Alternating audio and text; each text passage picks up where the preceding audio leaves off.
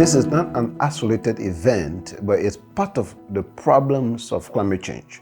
We should realize that, and we should do something about it, because people's lives are being affected by mobility, especially forced migration. So those things we've been discussing here, and we've been getting a lot of experiences from around the world, people who are directly impacted by it, and they've been really moving for me.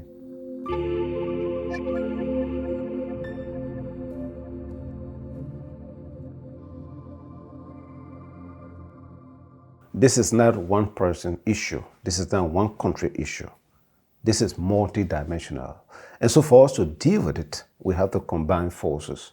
So the MOU we signed is defining that process for Liberia. How we're going to work with the climate mobility, GCCM, how we're going to work with them in terms of supporting Liberia, but also gathering the kind of data, even through Liberia, that will inform future decisions. So this is very, very important.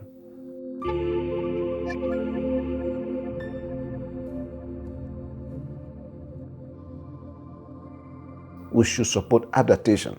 How can people innovate in agriculture? How can people innovate on coastal defense system so that they be able to adapt? If they can adapt, they may not move.